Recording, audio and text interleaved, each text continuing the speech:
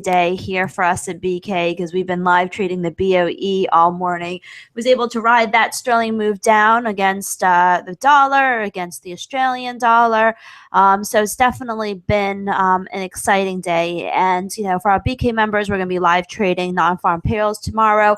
It's what we do, and it's what, we live and breathe. So we're quite excited about that. And I think, the Bank of England's rate decision is important, and one that's worth talking about because right now we saw a very big move in pound dollar, but we haven't seen much follow through. And the question that many investors have is what's next for the British pound? Well, let me try to share with you my computer screen if you just give me a moment. Let me see if I can do that.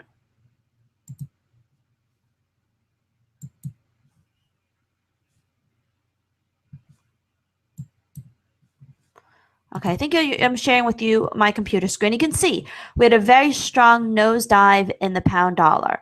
And, shortly thereafter was a little bit more of a push lower, but we've kind of settled above 131. Now, the Bank of England certainly over-delivered today. The BoE cut interest rates to a record low, and they restarted their bond buying program. They are planning to buy government bonds. They're planning to buy corporate bonds. Certainly a really big announcement and decision from the central bank, and one that we don't take lightly. The Bank of England is pretty grim, has a pretty grim outlook for the UK economy. But what I think is one of the takeaways from the monetary policy announcement is that they felt that by acting early and comprehensively, they could reduce uncertainty, bolster confidence, blunt the slowdown, and support the necessary adjustments in the UK economy, which means that they cut interest rates and they relaunched their bond buying program. The interest rate cut was the obligatory move. The bond buying program is kind of the preemptive insurance move that the central bank took. So, the lack of continuation in sterling, in my opinion, is a reflection of the general belief that we may not get much more beyond this this year, because we know that the UK government does not plan to invoke Article 50 until next year, maybe even the year following. So, all of this drag on growth, even in today's BoE forecast, you can see is not expected until 2017. I mean, basically, the Bank of England is not looking for that sharp contraction of growth to happen until next year. So that's why we haven't seen much follow through, because a lot of the reaction was the knee-jerk reaction. And the fear now is that we're not going to get much more in the way of continuation. Now, looking at levels is obviously a 5-minute chart for the pound dollar. Daily charts also show that we're potentially basing a little bit around here. If we pull up the 4-hour chart, we get a clearer outlook in pound dollar, which is that 131 is obviously a very significant support level for pound. The more important level is 130.50. So we may have another leg lower in the pound, but you want to price yourself properly. I mean, you want to basically sell, I would say, around 131.50 to 132. Targeting a move towards 131, or if we get down to 130.50, maybe you want to be a buyer, because I don't think we're going to get much more beyond what we've seen already. Obviously, daily charts are quite ugly, telling us that we could get to 130, but that's definitely something to keep in mind. Now, I think the opportunities for the pound are cleaner in the crosses. You can see that we had a very big meltdown in pound CAD, pound Kiwi, and pound Aussie. Pound Aussie seems to be the weakest. There is support at 172, which is what we're hovering. So, I think that all of these are probably good sell on rally opportunities, like maybe pound Aussie to 172.50 could it be an opportunity. Pound Kiwi, we've got RBNZ next week. If you get a rally to 183, that would be a good place to sell, and you can see that on the 60-minute chart. Although, at these levels, it would be chasing it a little bit. Euro pound, very big, 85, pretty significant resistance level. If we break above 85, then we're headed to 86. But otherwise, we can pull back a little bit. And so, I'm certainly wary of a lot of these moves. I do believe that we may not see much more in the way of continuation. But next week is a new trading week, and I do believe that we could see pound underperformance, but there's a lot of people who are short pound. So, a short squeeze, of course, is not out of the question here as well. So, that's definitely some of the things that we're thinking about at this stage. You're looking at my EuroCAD chart. I've been trying to sell EuroCAD today. We're not getting the bounce that I really like. And now the focus shifts to non-farm payrolls, and what are we going to get from the non-farm payrolls report? With BoE, like I said, I don't think we're gonna have much more juice beyond what we've seen today. But tomorrow is a new trading day, or we like to say that, and we strongly believe that with tomorrow we are definitely going to be getting some interesting moves off of the dollar. Now let's first start to take a look at what's expected for NFPs. You can see that with NFPs, market is looking for 180,000, so a softer reading, looking for the unemployment rate to improve and average hourly earnings to rise. First of all signs point to a lower job growth. In July, we had a really strong jobs number, 287,000. A quote-unquote retracement is natural after such a hot release. So that's definitely something that we are looking at closely. But if we get anything above 200,000 and the unemployment rate improves and average hourly earnings growth increases, that could still be positive for the dollar. So let's take a look at what our leading indicators tell us. Every month, we look at a handful of leading indicators for non-farm payrolls, and I haven't really built my table yet, but we'll take a look at them. First and foremost, we had a few pieces released today. Let's take a look at jobless claims. So jobless claims, that's not what we want to look at. We'll look at the historical jobless claims. Historical statistics, you can see that the 4-week moving average of jobless claims has actually fallen, so that's good. And continuing claims are a little lower as well. Let me actually note that down. 4-week average, jobless claims down, continuing claims lower as well. This morning, we also had Challenger and Gray and Christmas report of layoffs, and they have reported a huge drop in job cuts. So that's good. So sharp decline in job cuts reported by Challenger. That's another reason to believe that NFPs may not be so bad. ADP, we had yesterday actually ticked higher. ADP employment change ticked up slightly. And our most reliable leading indicator for NFPs is non-manufacturing ISM.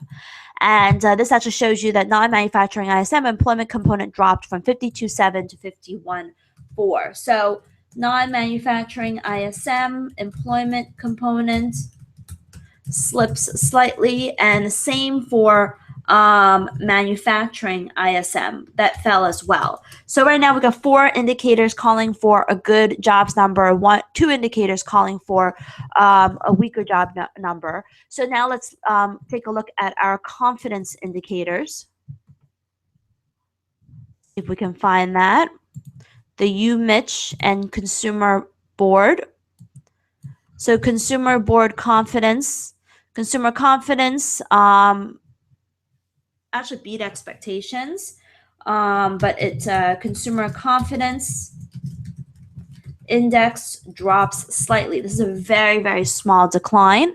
And then the UMich survey at the bottom of this list. UMich is lower quite a bit. Universal sentiment. UMich survey has fallen quite a bit. So we basically have jobless claims, continuing claims, Challenger and ADP telling us that NFPs may not be so bad. And then ISM manufacturing, non-manufacturing consumer confidence shows that we should have a drop, but not a significant one. It's only the UMich survey that points to a big decline.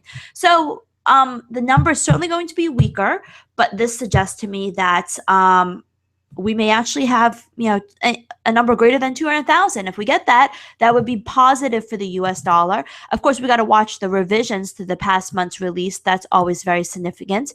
But we may actually get a positive number that could actually lift dollar yen. We've been trading dollar yen. We're actually long dollar yens now. We're long dollar yen now. I think that there's scope that we could rise to 102 in dollar yen. I think the number may not be so terrible. So watch out for that, because that's what we're basically looking for in terms of a potential dollar movement. Euro is very weak. We broke through the 50-day SMA. You don't see it here. The decline stopped at the 61.8% fib of the May to June move, although I did not draw that as well as I should. Actually, no, this is a bigger fib that it actually stopped at the fib in 2016. Although, I think we should be drawing some additional fibs to see this move here puts us right around there.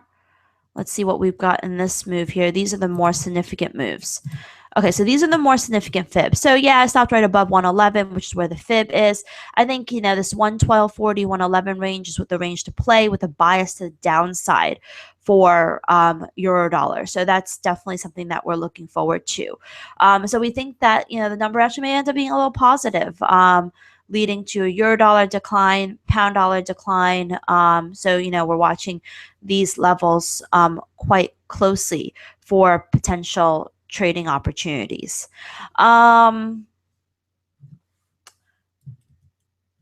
In terms of a broader market outlook, I think that overall, all of these easy measures that we're seeing from central banks really makes the U.S. economy shine, and I think that that's going to, help the dollar, generally speaking, against most of the major currencies. So definitely keep your eyes out for that as a potential trading opportunity.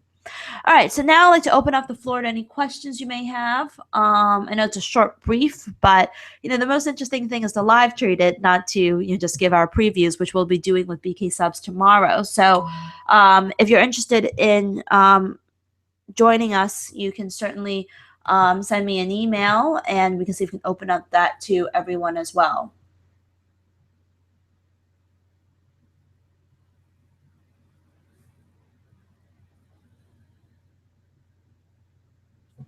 All right, any questions that you guys may have?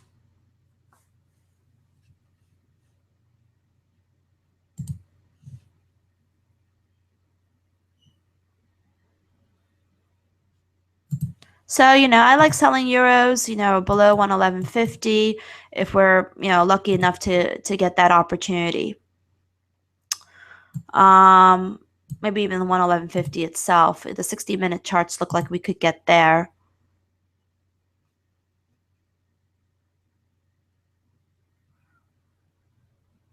All right, any other questions or charts you may want to look at?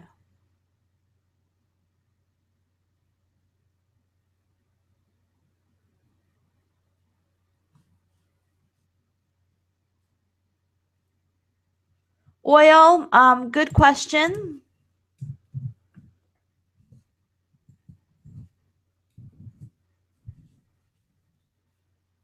So oil, definitely looks like it's bouncing. I think it heads to 45.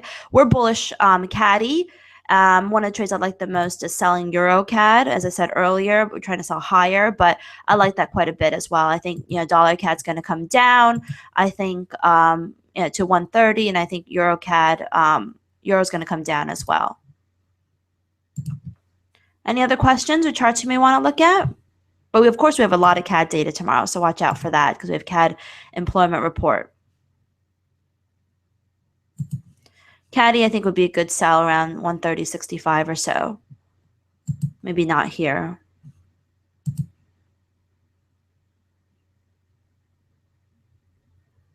Any other questions?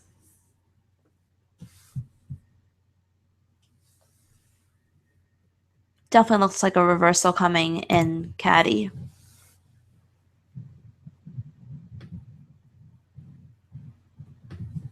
All right. Any other questions? If there's no other questions, I'd like to thank all of you for joining me this morning. And I want to wish you all a great trading day.